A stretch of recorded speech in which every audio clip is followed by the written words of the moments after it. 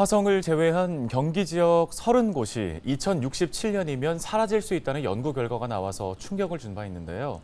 장기적이고 또 건설적인 방안을 모색해야 한다는 제안이 동두천시의회에서 나와 공감을 얻고 있습니다. 네, 그럼 동두천시의회 김재수 의원 연결해서 관련 이야기 나눠보겠습니다. 의원님 안녕하십니까? 네, 안녕하세요. 김재수 의원입니다.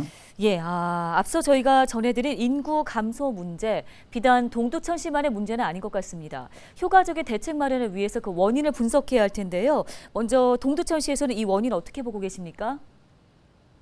인근 시군의 인구 증감 추세를 함께 살펴보아야 합니다. 특히 요즘 화성만큼 잘 나간다는 양주시 옥정 신도시 인구 추이 데이터가 중요한데요.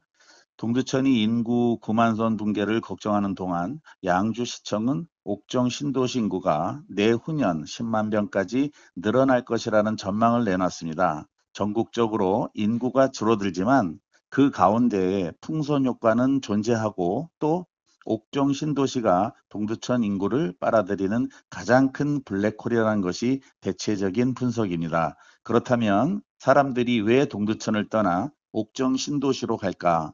주목해야 하는데요.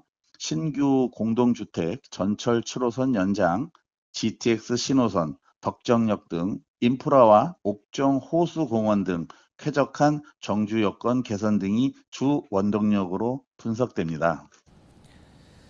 네, 그러면 이 원인을 토대로 모색해 볼 수 있는 대책은 뭐라고 판단하고 계시나요?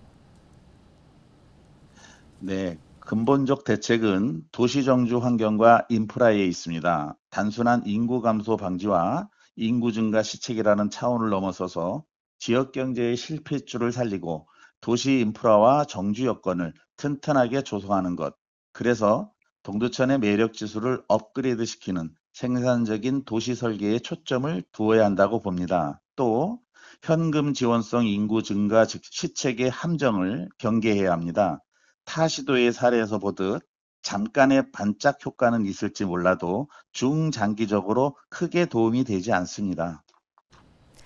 네, 결론은 동두천시만의 이제 매력 지수를 높여야 한다는 말씀이신데 사실 이런 어려운 문제 좀 한 걸음 더 다가가기 위해서 시 차원에서는 어떤 노력들이 필요하다고 보시는지요? 경기연구원에서 인구 소멸 위기 극복 정책을 제안한 바 있는데요.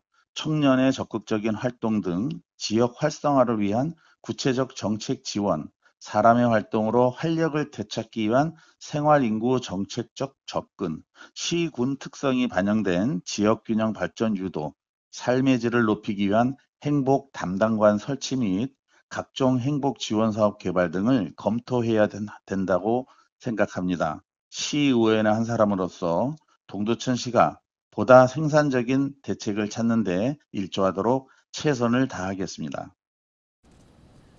네, 알겠습니다. 여기까지 듣겠습니다. 동두천시의회 김재수 의원이었습니다.